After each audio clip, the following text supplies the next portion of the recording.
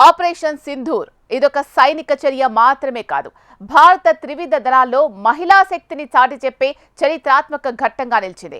పహల్గాం ఉగ్రదాడిలో భర్తల్ని కోల్పోయిన మహిళల కన్నీటికి ప్రతీకారంగా చేపట్టిన ఈ దాడిలో కీలక పాత్ర పోషించారు ఇద్దరు యువతులు.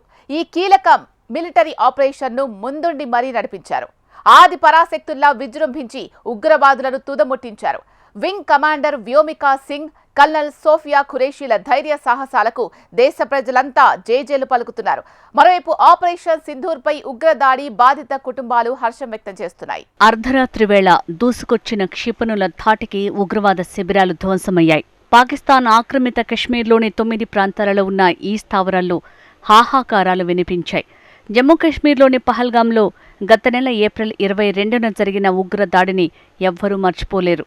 ముష్కరుల పాశవిక దాడిలో 26 మంది ప్రాణాలు కోల్పోవడంతో దేశ ప్రజలంతా శత్రుదేశంపై ఆగ్రహంతో రగిలిపోయారు. దీనికి ప్రతీకారంగా భారత త్రివిధ దళాలు ఉగ్రమూకలపై దాడి చేసి వారి స్థావరాలను ధ్వంసం చేయటమే కాకుండా సుమారు 100 మంది ఉగ్రవాదులను మట్టుబెట్టాయి. దీనికి పెట్టిన పేరు ఆపరేషన్ సింధూర్. తెల్లవారుజామునే దేశ ప్రజలందరికీ ఈ వార్త తెలియగానే సంబరాలు చేసుకున్నారు. ఇంతకీ అసలేం జరిగింది? దేశ ప్రజలకు వివరించేందుకు ముందుకు వచ్చారు భారత సైన్యం ప్రతినిధులు. ఈ సమావేశంలో ఇద్దరు మహిళా అధికారులు జరిగిన ఘటనను కళ్లకు కట్టినట్టు వివరించారు. అయితే ఈ ఇద్దరు అధికారులు కూడా ఆపరేషన్ సింధూర్లో కీలక పాత్ర పోషించడం మరింత ఆసక్తిని రేకెత్తించింది. వారే wing commander Vyomika Singh, colonel Sofia Qureshi. ఈ అవకాశం ఎవరో ఇచ్చిందో, అనుకోకుండా వచ్చిందో కాదు. Wing commander Vyomika Singh, colonel Sofia ఖురేషీల ధైర్య సాహసాలకు కట్టిన పట్టం. దేశ రక్షణలో లింగ భేదాన్ని చెరిపివేసి అత్యవసర వేళలో ఆది పరాశక్తులుగా మారి ఉగ్రవాదుల్ని మట్టుబెట్టారు ఈ అధికారిణులు. భారత్ పాకిస్తాన్ల మధ్య 4 యుద్ధాలు జరిగాయి. సర్జికల్ స్ట్రైక్, బాలాకోట్ వైమానిక దాడితో ఉగ్రవాద శిబిరాలను ధ్వంసం చేశారు. ఈ పోరాటాలు, దాడుల్లో మహిళలు ప్రాథమిక, సంస్థాగత పాత్రలకే పరిమితమయ్యారు. కానీ ఇప్పుడు జరిగిన ఆపరేషన్ సింధూర్ని ముందుండి నడిపించారు కల్నల్ సోఫియా, కమాండర్ వ్యోమిక. అంతేకాదు, మిలిటరీ ఆపరేషన్లో జరిగిన విషయాల్ని మీడియా ముందు వెల్లడించారు. ఆపరేషన్ సింధూర్ ఒక సైనిక చర్య మాత్రమే కాదు, త్రివిధ దళాల్లో మహిళా శక్తిని చాటి చెప్పే చరిత్రాత్మక ఘట్టం కూడా. పహల్గాం ఉగ్రదాడిలో భర్తల్ని కోల్పోయిన మహిళల కన్నీటిని తుడుస్తూ మహిళా మేజర్ల ప్రాతినిధ్యంలో ఈ యుద్ధం జరిగింది.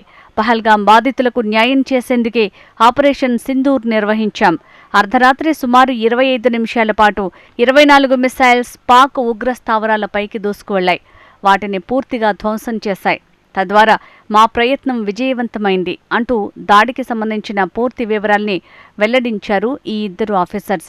ఇలా ఈ మీడియా సమావేశానికి నాయకత్వం వహించిన ఈ మహిళా ద్వయం ప్రపంచం దృష్టిని ఆకర్షించింది.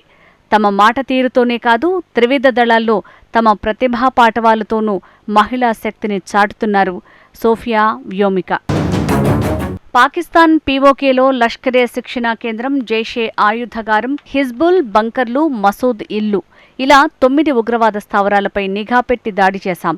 పహల్గాం దాడికి సమాధానం ఇది. పాక్ పౌరులకు ప్రాణహాని తలపెట్టడం మా లక్ష్యం కాదంటూ మిలిటరీ ఆపరేషన్ వీడియోల్ని మీడియాకు చూపించారు గుజరాత్కు చెందిన కల్నల్ సోఫియా ఖురేషీ. ఆమె భర్త కూడా ఆర్మీ అధికారి. బయోకెమిస్ట్రీలో మాస్టర్స్ చేసిన ఆమె చదువు పూర్తి కాగానే సైన్యంలోకి అడుగుపెట్టారు. సోఫియా ప్రస్తుతం భారత సైన్యానికి చెందిన క్రాప్స్ అండ్ సిగ్నల్స్ దళంలో ఆఫీసర్గా మిలిటరీ కమ్యూనికేషన్స్ సమాచార వ్యవస్థకు సంబంధించిన కార్యకలాపాల్ని పర్యవేక్షిస్తున్నారు. 2016లో తన 35 ఏళ్ల వయసులో పూణేలో భారత ఆర్మీ నిర్వహించిన ఎక్సర్సైజ్ ఫోర్స్ 18 అనే కార్యక్రమంలో 40 మంది సైనికులున్న భారత బృందానికి నాయకత్వం వహించారు సోఫియా. ఇందులో 18 దేశాల ఆర్మీ సైన్యాలు పాల్గొనగా ఒక్క మన బృందాన్ని మినహాయించి మిగతా అన్ని బృందాలకు పురుషులే నాయకత్వం వహించారు. ఇలా ఈ మిలిటరీ కార్యక్రమంలో ఏకైక మహిళా నాయకురాలిగా బాధ్యతలు నిర్వర్తించి చరిత్ర సృష్టించారు సోఫియా.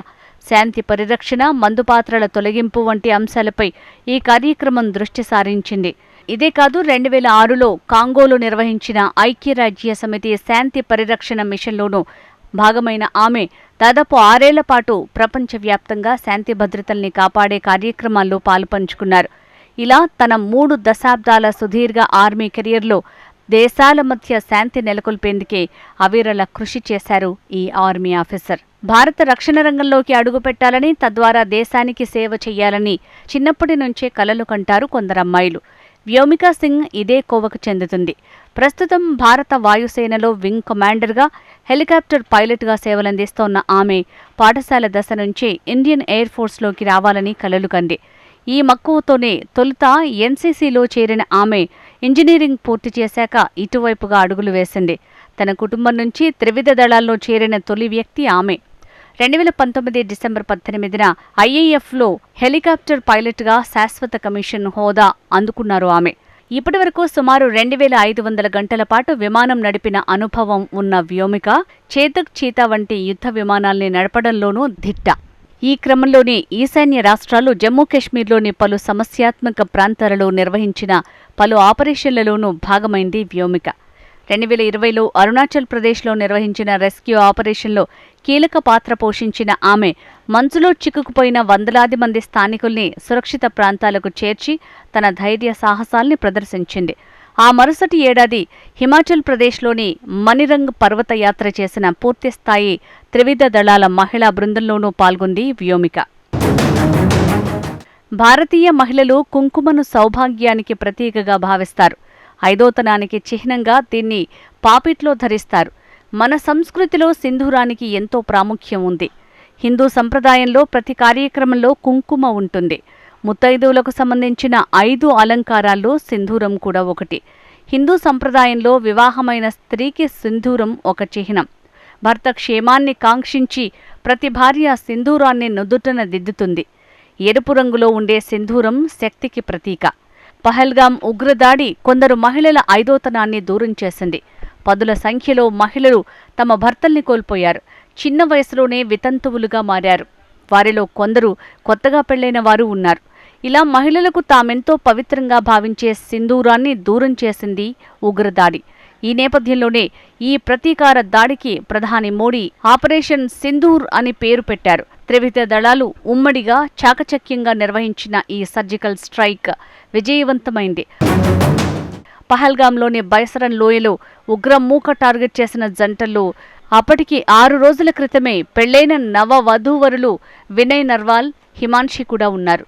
టెర్రరిస్టులు వినయ్ని హత్య చేయగా అతడి మృతదేహం వద్ద గుండెలవిసేలా రోదిస్తున్న హిమాన్షి చిత్రం దేశం మొత్తాన్ని కుదిపేసింది. వినయ్ నేవీ అధికారి. ఆపరేషన్ సింధూర్ పేరు సరిగ్గా సరిపోయింది అన్నారు హిమాన్షి. నాకు ఇటీవలే పెళ్లైంది.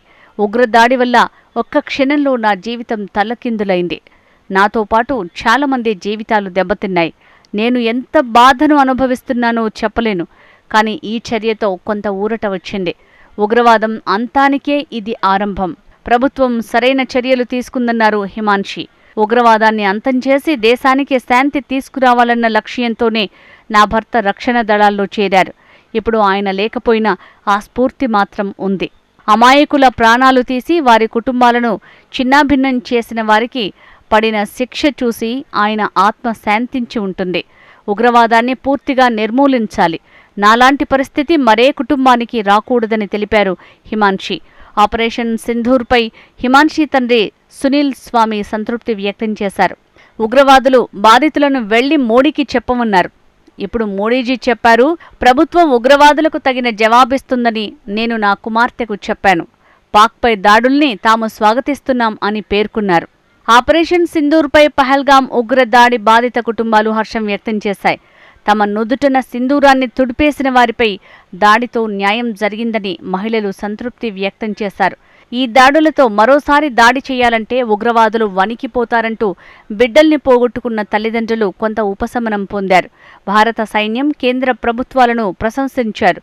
ఆపరేషన్ సింధూర్, పహల్గాం దాడిలో మరణించిన వారికి సరైన నివాళి అని పహల్గాం ఉగ్ర దాడిలో మరణించిన పూణేవాసి సంతోష్ జగ్దాలే భార్య ప్రగతి జగ్దాలే అభివర్ణించారు. ఉగ్రదాడికి భారత్ ప్రతీకారం తీర్చుకున్నందుకు తాము చాలా సంతోషంగా ఉన్నామని పహల్గాం దాడిలో మరణించిన మరో పూణేవాసి కౌస్తుబ్ గన్బోటే భార్య సంగీత గన్బోటే అన్నారు. ఆపరేషన్ సింధూర్ బాగుందని, కానీ తన భర్తను చంపిన 4 ఉగ్రవాదులను కూడా అంతమొందించాలని పహల్గాం దాడిలో మృతి చెందిన సుశీల్ నథానియేల్ భార్య జెన్నిఫర్ అన్నారు. ఉగ్రవాద శిబిరాలపై సైనిక దాడులు తమ కుమారుడి హత్యకు ప్రతీకారం తీర్చుకున్నాయని, పహల్గాం ఉగ్రదాడి సమయంలో పర్యాటకులను కాపాడుతూ ప్రాణాలు అర్పించిన పోనివాలా సయ్యద్ ఆదిల్ హుసేన్ షా తండ్రి హైదర్ షా అన్నారు. ఇప్పుడు తనకు సంతోషంగా ఉందన్నారు. తన సోదరుడితో పాటు మరో 25 మంది బాధిత కుటుంబాలకు న్యాయం చేశారని ఆదిల్ సోదరుడు సయ్యద్ నౌషాద్ వ్యాఖ్యానించారు.